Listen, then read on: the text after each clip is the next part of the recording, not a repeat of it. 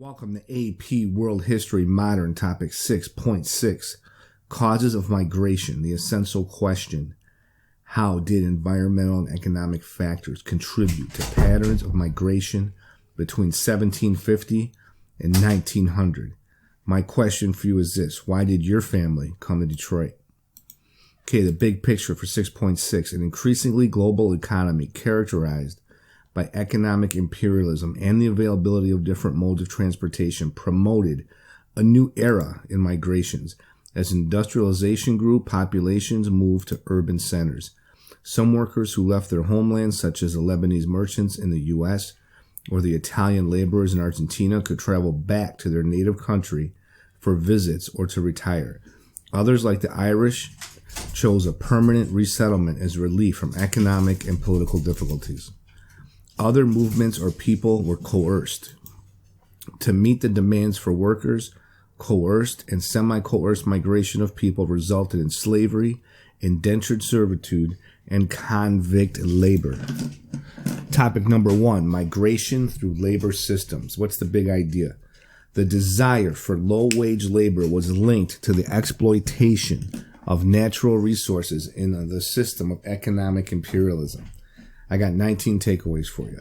Number 1, even though slavery was gradually being abolished in imperial territories in the 19th century, the demand for the agricultural goods that enslaved workers had produced was still increasing. 2, European states recruited new laborers to work on plantations where they produced enormous wealth that fueled industrial growth at home. Number 3, Indian laborers migrated to British colonies in the Caribbean, South Africa, East Africa, and Fiji. Number 4, Chinese laborers migrated to California, British Malaya, to build railroads and service farmhands, gardeners, and domestics. Number 5, Japanese laborers migrated to Hawaii, Peru, and Cuba to work on sugar plantations. Number 6, most countries in the Americas abolished the African slave trade in the early 19th century. Number 7, slavery itself continued, but without a fresh supply of enslaved people. The institution declined. Number 8, only in the U.S. did the number of enslaved people increase after the abolition of the slave trade.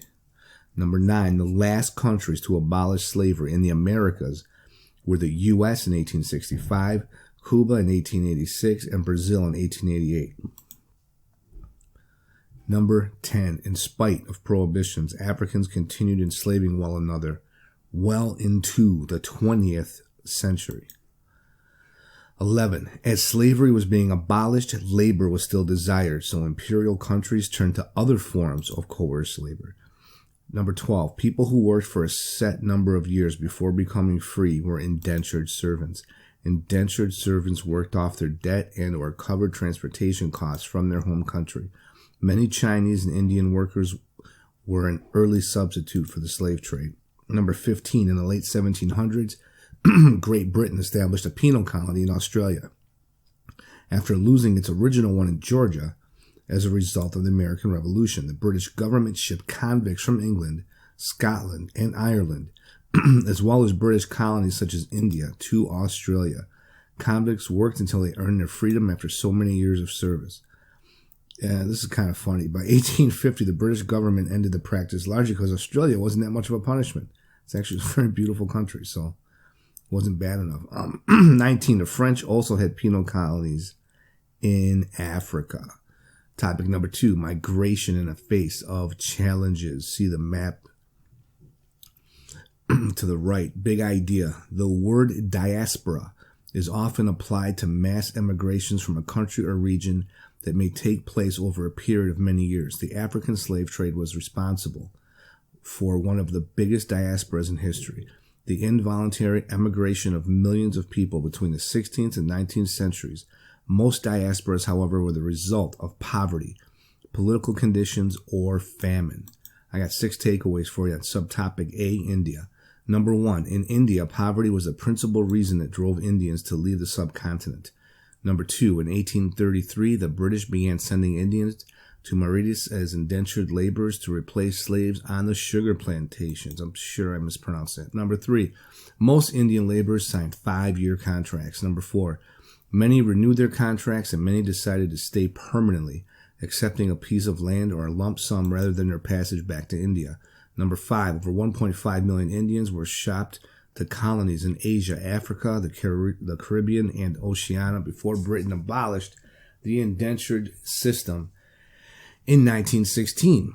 Number 6, between 1880 and 1938, 2 systems recruited labor in Southeast Asia. The Kangani, foreman who oversees workers, this was a system in Ceylon and Malaya, recruited from their own extended family. The Maestri supervisor system in Burma recruited laborers within a structured system with defined hierarchies and sent them to plantations, usually in Southeast Asia. Conditions were highly exploitive.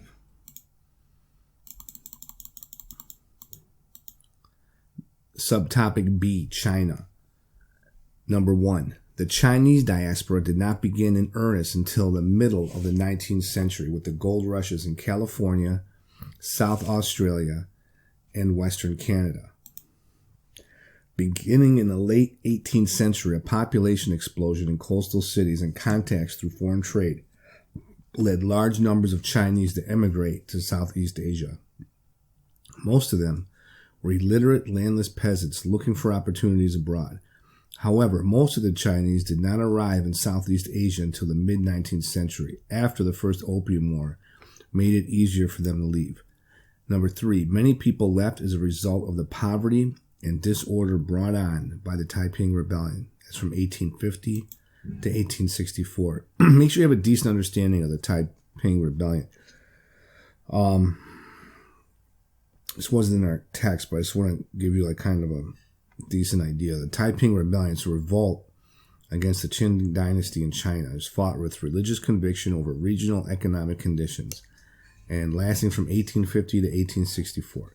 The Taiping forces were run as a cult-like group called the God-Worshipping Society by self-proclaimed prophet Han Shutran, and resulted in the rebels seizing the city of Nanjing for a decade. The Taiping Rebellion eventually failed, however, and it led to the deaths of more than 20 million people. So this was absolutely huge.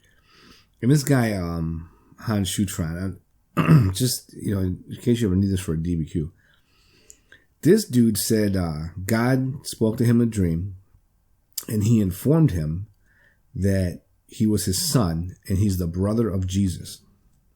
So, in the word cult, it's like anything that's not my religion is a cult, right? So you got to take that with a grain of salt, right? People with religious beliefs, a different religion seems weird, but, it's all perspective. But that's kind of the quick story on the Taiping Rebellion. But it kind of gets overlooked, man. 20 million people died.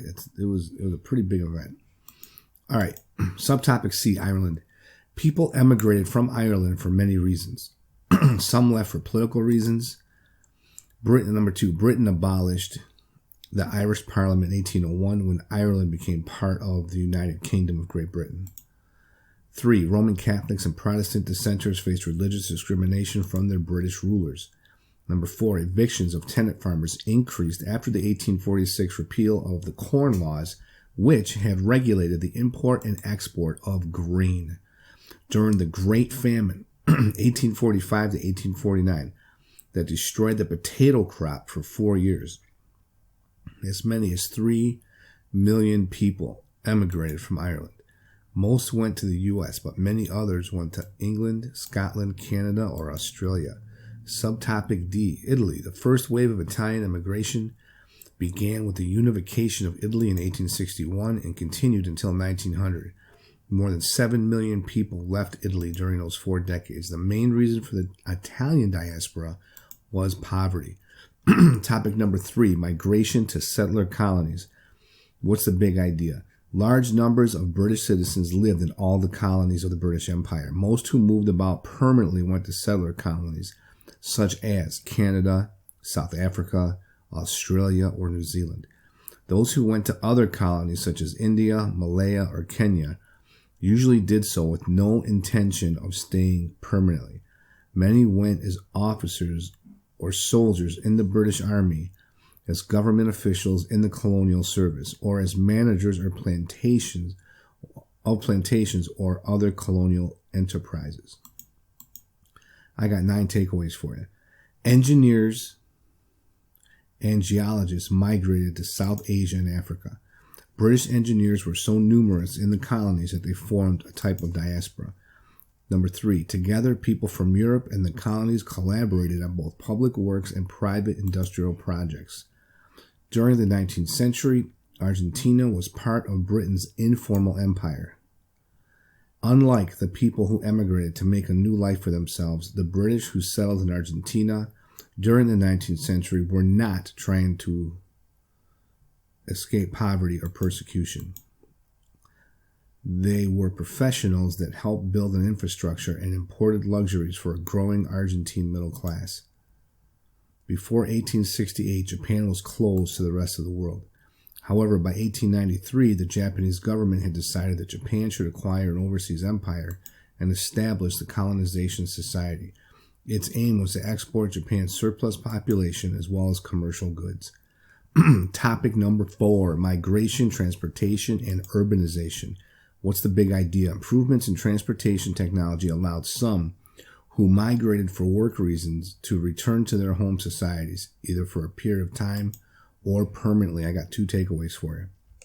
In 1885, an agreement between the governments of Japan and Hawaii allowed Japanese laborers to go to Hawaii to work on the sugar plantations under 3-year contracts. Approximately 29,000 Japanese went to Hawaii over the next 9 years. Okay, that's it for this topic. Migration. People want a better life. Even when slavery ends, indentured servitude and the such was no picnics. People are still getting exploited. And keep in mind, Ayn Rand, Che Guevara, capitalism versus communism. You're still seeing winners and losers. There's a pecking order. Is imperialism good or bad? You can't really answer that question. It was good for some, really bad for others. All right, see you next time.